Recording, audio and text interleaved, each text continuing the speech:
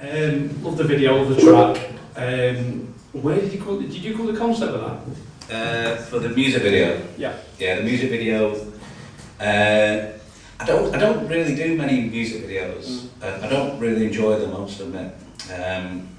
And we sat down with the band and we gave them 6 or 7 different scenarios. We said, okay, you can make one of these. And they chose that particular one, which was the most difficult to make. So I wish I hadn't given them an option. But yeah. Right, okay. I love the guy when he floats at the end, sort of thing. That was the guy from Looking for It. I do apologise. Yes, Steve Evans. So how did you get involved in that? Well, with most things, if you approach people and you show them the concept, then and also we did have a budget, so kind of like we could pay for it. So a little bit of money, not a great deal. I think it cost about 600 quid or something to get it for the day, for 2 days. But if he's Manchester based as well, so if you get somebody who's Manchester based, first of all they're pretty relieved to be doing something up here and not in London. So he was living in Prestwich, so he said, and he liked them. He listened to the band. He's an ex-musician himself, and he liked the band, so he agreed to do it. And that was it. That's cool. Yeah, no, he suits part of the video, the character sort of thing. I do remember when the video was released, we just had the Manchester sort of riots that were going on at the time. Yeah. And you got some press behind that.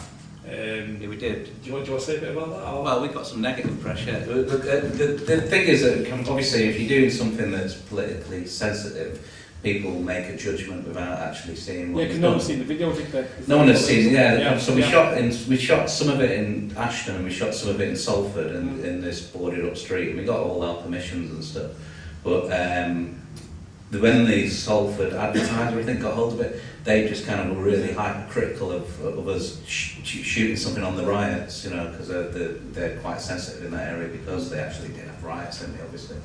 But they hadn't seen what we'd done with it. They were kind of accusing us of glorifying the riots and whatever else, and the music video really wasn't about that. It was kind of like a really simple concept about people just basically wanting to escape their environment.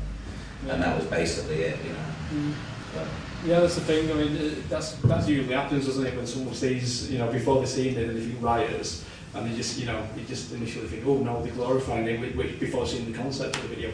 I love it when he actually floats towards the end, and I have no idea how you did that. I mean, obviously it's a bit of green screen on set. Can you tell us how you did that, please? Yeah, of course I will.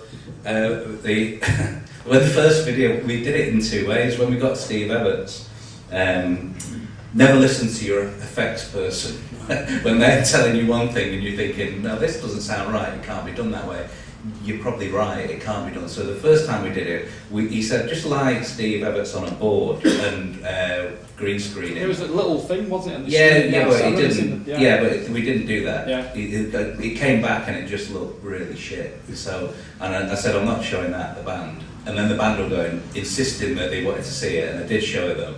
And I was just laughing because he just kind of went up, and it looked really bad. So we went out and reshot it with a Steve Evans lookalike and did a face replacement on the actor. So that's not Steve going up. And so we went round to my mate Kino, his house. He's got an overhanging, a veranda. We kind of harnessed the actor up.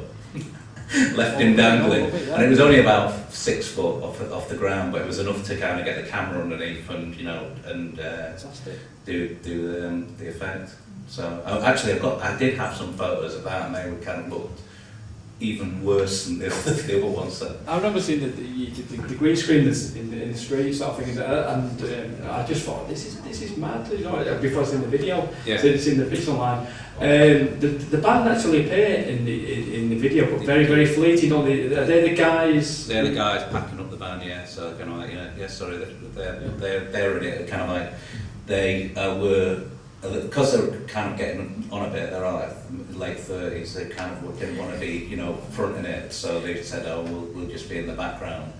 They were quite worried that they were going to be seen as 40-year-old blokes moralising about the riots as well, So.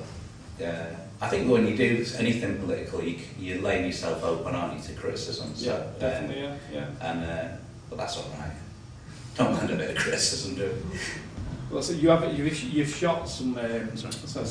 You shot some a video with him that obviously I was in when I was again. I'm sorry, I'm repeating that again. Can you tell us a bit about that as well? Yeah, that was a different music video which we shot at the a really good location actually in Manchester, which is called K2. It's like a karaoke bar, like 3 floors of really gaudy kind of 80s stuff. And that brief for that was kind of they wanted to do something like a Lost in Translation kind of thing.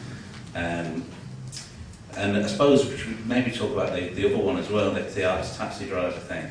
Oh right, yeah. Yeah, he. Sorry, because I'm focused on that music video, and it's like he's just, as I said, he was just a guy that blogs on a regular basis. So if you were into what he was saying and you believed that, because actually I listen to him all the time, and first of all, I believe what he's saying is true. Is the guy in the back of a... He sits in the car, yeah. He sits in the car. Into a camera, just... And it's about I think so. I posted it a lot of times on Facebook, and there's people you've seen that, like, you get like post a link on Facebook, and you get like 30 people liking it. I got like 2 people liking on that. And I liked it. It's weird. I think that people can't hear him because he's swearing all the time. So I thought that might make it more accessible if he broke it down and highlighted certain points that he was saying. Because I think that people get to about 2 minutes and think that this guy's got Tourette's and switch off, But what he is actually saying is kind of really, it's really poignant. Well, from my point of view anyway. So that's what I wanted to do. So I did that as kind of a little, homage to him. Oh no, cool, I like it. Have you got any other music videos? I know you say you don't like music videos, but we were watching it over there and we really love it. I've seen it before, obviously. Is there any other? No, I don't. It's not really what I do. Okay, occasionally somebody will ask me to come and to do one. Usually it's them, so that's kind of makes it easy for me to go around. I'm confused. How come you don't like music videos? Though? It's just I like It's, I think there's a special. I think there's a specific thing for music videos that you got to be. And I don't think that it's particularly my skill set. It's something that I think that you get to it. I think there's a lot more planning than you think in music videos required. I think that some people have really got a keen eye for it. It's the same with adverts as well. I think some people have got a real keen eye for adverts, and it's just not really what I think that I do. But I think you're wrong. But I think your videos are amazing. You've done so far on the music video scene. But I'd like to see what you do more. I'll be honest. Yeah, I suppose it's just enjoying it, isn't it? There's other things that I do and enjoy it. I prefer working with actors, and I really like doing stuff with improv, and so that's really where that's what I want to do. Oh, that's cool. That's cool. Has anyone got any questions for Jason? Yeah. But you said we. Yeah. So who do you work with, especially the taxi driver one with the animation and stuff? Is that how much of that's computer generated? How much? It is.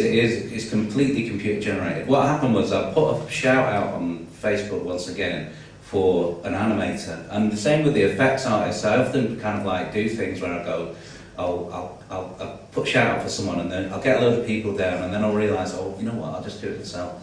And I'll figure out a way to do it, and that's what I did with that. I figured out how to do it. There's a way now that you can animate SVG files in Illustrator, and that's basically what I did. I went online and I looked and found something and taught myself how to do it, because I really like all the RS Animates, is that right? Royal Society Animates, which I recommend you check out as well, which have done that. They're done in that style.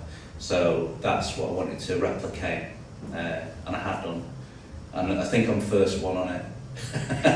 In about a year's time, there would be no point in doing that style. Everyone will be doing it. But when you said we, kind of like I don't often, because when you do make films, you're making it in a collaborative way. The other music video was made with a director that I used to work with. We used to own a company together, which is a guy called Gino Evans, who's a really good director as well, and he's just won Liverpool Lift Off as well, and he's got his film about homelessness into Madrid, and it's shortlisted for there. And he co-directed the Town Jubilee thing with me.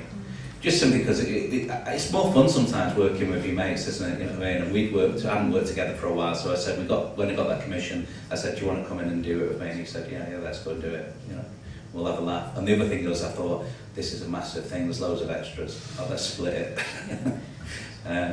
Share the blame, innit? Yeah, that's it. Anyone else like to ask Jason a question?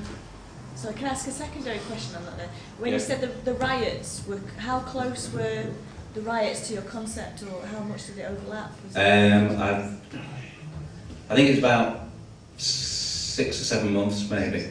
It was fairly close. Riots happened before your... Yeah, it was fairly close, and so we knew it was going to be quite sensitive, but But also the riots, kind of like it's a repeat theme for me. That kind of like, because I got really angry that they kept saying that the riots weren't political, and I didn't believe that at all. I thought that they were. I don't see how they could be. But the Tories are very good at spinning things out in a certain way, and I think that they did that with the riots successfully, and they're successfully doing other stuff as well. And I think there needs to be some kind of resistance to that. So I think it's important that kind of artists who are constantly having their funding cut kind of makes things constantly to remind people that, this might not be on, having rich people from Eden running the country all the time. But I don't think we can preach into the converted here properly, sure. I suppose we should just need to get down to Oxford and do something there. Anyone else, or should we? Yeah. Question. Sure. Do you prefer working on things in a kind of more reactionary based?